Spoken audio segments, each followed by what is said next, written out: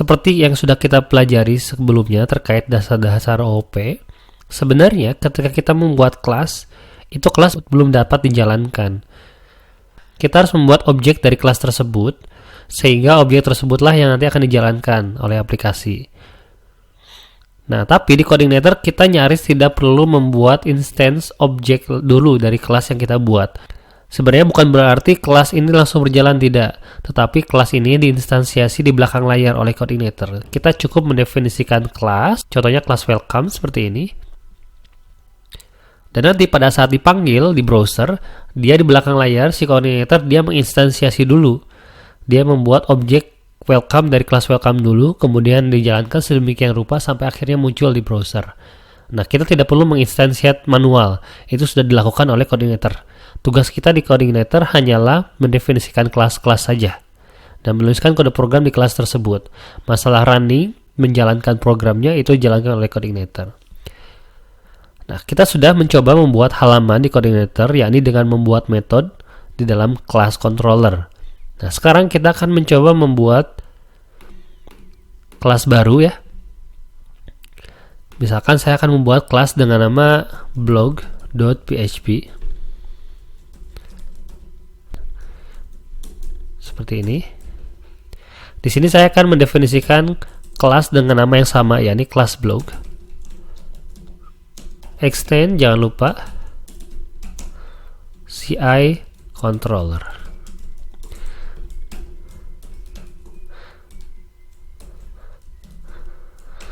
Nah, seperti ini. Ini adalah kelas baru dari controller yang akan kita gunakan nanti. Nah, apa selanjutnya setelah kita membuat kelas? Nah, kita akan langsung mendefinisikan metode-metode apa saja yang ingin kita adakan di dalam kelas tersebut. Jadi, si kelas controller ini merepresentasikan fitur secara umum ya. Misalkan kita ingin membuat fitur blog di dalam website kita, berarti kita tinggal membuat kelas controller dengan nama blog misalnya. Kemudian kita definisikan metode-metode di dalamnya. Di Coordinator, paling tidak kita harus membuat satu metode default bernama index di dalam kelas controller. Nah, metode index ini akan digunakan oleh controller untuk menampilkan halaman default bila user hanya mengakses nama controllernya saja. Seperti yang sudah kita pelajari sebelumnya, cara pemanggilan halaman adalah dengan memanggil setelah domain nama controllernya / nama metodenya. Artinya, nama metode ini harus dipanggil supaya Coordinator tahu metode mana yang akan dijalankan. Namun, bila nama metode tidak dipanggil, si Coordinator akan otomatis memanggil metode dengan nama index bila ada. Bila tidak ada, maka dia akan munculkan pesan error. Contohnya, kita punya kelas blog.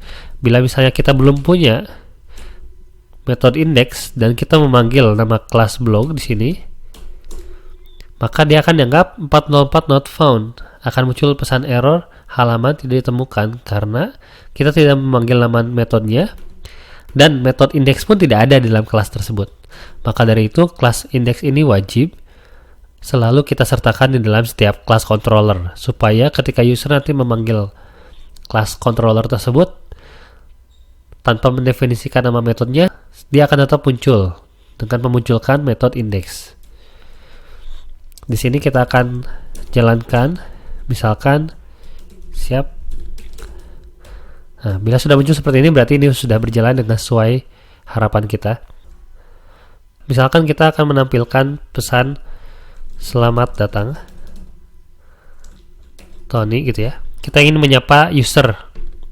Contohnya kalau kamu login di suatu website, kemudian kamu di bagian kanan atas ada tulisannya selamat datang, namamu dipanggil di situ. Nah, itu nama itu muncul secara dinamis kan. Artinya kalau namamu misalnya Andi, maka yang muncul adalah namamu, bukan nama saya gitu kan. Tapi kalau misalnya saya tulis seperti ini, selamat datang Tony, ketika saya akses, saya disapa di dalam aplikasi, tetapi ketika kamu mengakses halaman yang sama dengan kode yang sama persis seperti ini, yang dipanggil tetap namanya Tony kan. Nah, kamu ingin misalnya namanya sesuai dengan yang kamu masukkan atau sesuai dengan yang user masukkan di dalam halaman website.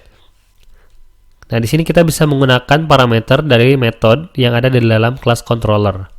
Contohnya di sini kita memiliki kelas controller bernama blog dan kita memanggil index seperti ini. Nah, kita bisa mempassing data yang kita ingin proses di dalam metode dengan mendefinisikan data tersebut di dalam URL. Misalnya kita ingin nama kita dipanggil di sini. Kita tinggal membuat segmen baru, slash, masukkan namamu misalnya, Andi. Nah, kita ingin agar Andi ini digunakan di dalam metode. Nah, itu dapat kamu lakukan dengan menambahkan parameter di metode index. Misalnya saya beri nama parameternya nama. Nah, si nama ini nanti akan berisi string dari segmen ketiga dari URL yang kita panggil. Contohnya di sini kita masukkan string Andi, maka string Andi ini akan ada di dalam variabel nama. Dan variabel nama ini, parameter ini akan dapat kita gunakan di dalam metode.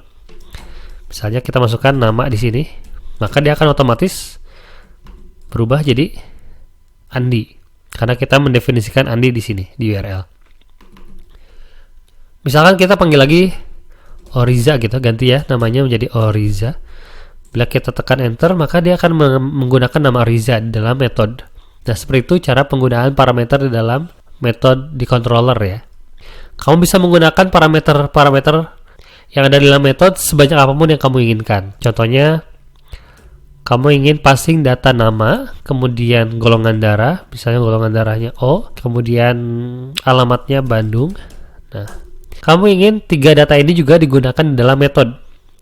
Artinya kamu tinggal masukkan sesuai dengan urutan yang dipanggil di dalam URL tersebut. Nah, di sini kita ingin memasukkan 3 data kan, data nama, data golongan darah, dan alamat misalkan. Berarti di sini kita masukkan juga, kita buat parameter nama, ini kita sudah buat. Kemudian kita buat parameter kedua dengan nama golongan darah misalnya. Dan parameter ketiga dengan nama alamat. Maka sesuai dengan urutannya, nama ini akan berisi data dari segmen ketiga. Ya, segmen pertama ini nama controller ya tadi. Segmen kedua ini nama metodenya.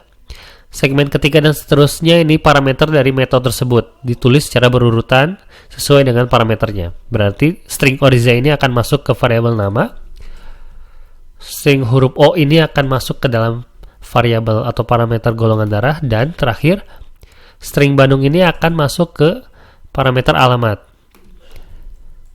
Nah, kita akan dapat menggunakan 3 parameter ini dalam metode kita ini. Saya akan panggil di sini, misalnya selamat datang nama, golongan darah Anda. Kita panggil metodenya gol darah, dan terakhir Anda tinggal di, kita panggil variabelnya alamat. Maka dia akan muncul seperti ini. Selamat datang, namanya Oriza, sesuai dengan di parameter segmen ketiga. Kemudian golongan darah Anda O dan alamat Bandung. Nah, seperti itu cara penggunaan segmen URL di CodeIgniter. Kamu bisa menggunakan variasi apapun sesuai dengan kebutuhan aplikasi kamu.